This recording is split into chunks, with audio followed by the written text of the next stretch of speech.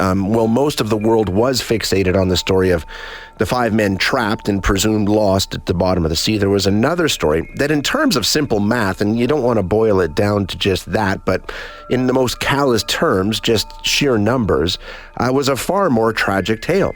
Hundreds of people missing after a ship that was grossly overloaded with migrants, primarily from northern Africa and the Middle East, Egypt, Syria, Pakistan, Palestine, and some other locales, sank off the coast of Greece. All of them paid thousands of dollars each to so-called travel agents or immigration agents. It's a big, big business. And as horrific as this story is, and it is awful, there are thousands of migrants facing all kinds of struggles to journey in search of a better life. Not all of them anywhere near as tragic as this, but struggles nonetheless. So what does it say about the way we're handling this situation globally and in our country? We're going to chat now with Manan Gupta, who is a registered immigration consultant based in Brampton. Hello, Manan. Thanks so much for joining us. Appreciate it. Oh, hang on. Sorry, I forgot to push the button. I apologize. Good morning. Good morning, Shaye. Thank you for having me. It's a pleasure to be amongst your audience. Thank you. It's a story that I think we haven't really paid a whole lot of attention to, and we sort of see it as something that's happening over there kind of a thing. It's not in our own backyard, but there's a growing business globally, right? Illegal agents capitalizing on what we can only call desperation of these migrants, and it's a big business at this point, isn't it?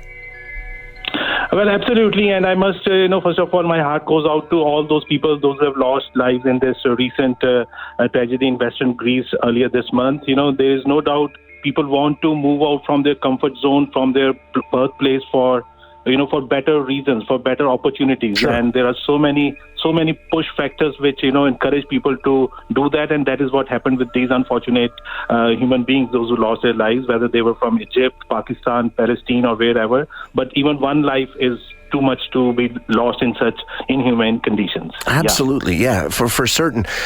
When we hear about the boat sinking, it's not the first time that has happened. What does that say about the risk that people are willing to take, the desperation that is there?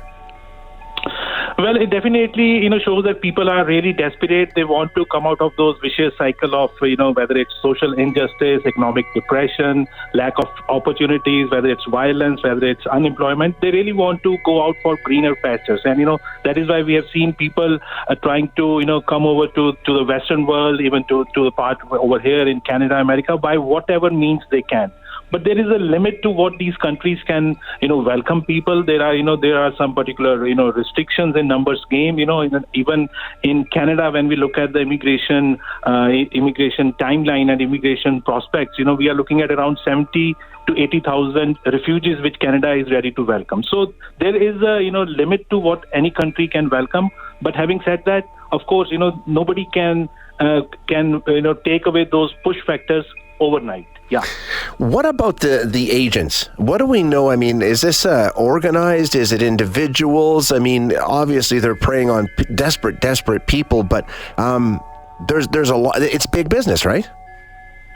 Absolutely, it's a big business and it's a thriving business. And unfortunately, there are people out there, those who are unregulated, unlicensed, and in our industry we call them ghost consultants because they are not accountable to any rule of law, especially if we compare to Canadian-based regulated Canadian immigration consultants, which are popularly known as RCICs, and I'm one of them as well. We are accountable to a code of conduct. We are accountable to a disciplinary process if in case we don't conduct ourselves professionally. But these unregulated, unlicensed have nobody else to look into their conduct, which is mostly unprofessional and illegal.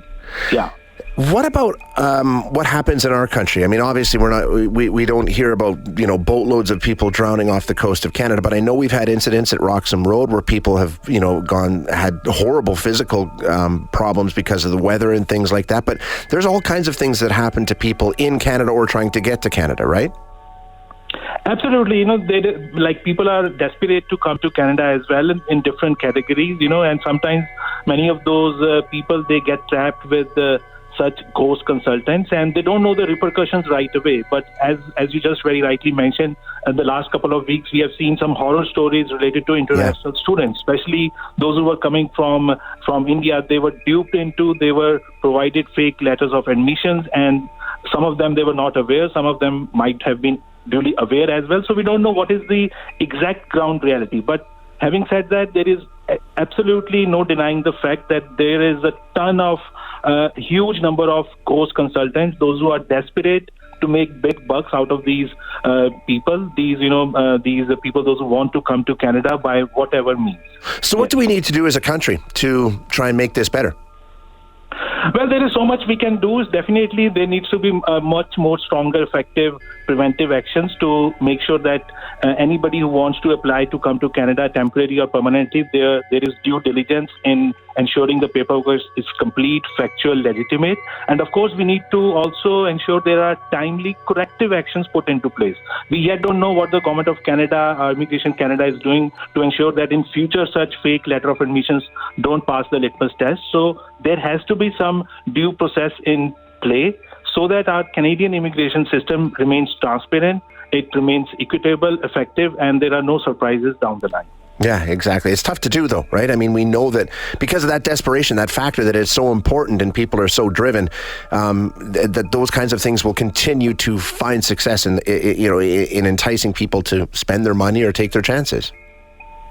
Well, it's difficult to do, but it's not something impossible. Sure. Government really needs to step up. They need to create much more education and awareness in especially those countries, those regions of the world where there's a lot of people want to come to Canada. There needs to be better ways to detect and prevent such fraudulent submissions. And there has to be a strict and timely enforcement as well. We need to fill in the loopholes. We need to make sure that strict, timely enforcement is taken care of so that people are made much aware of the consequences of misrepresentation, because ultimately everything delays our justice system. Everything then boils down to other stakeholders which are genuinely lined up in the immigration queue.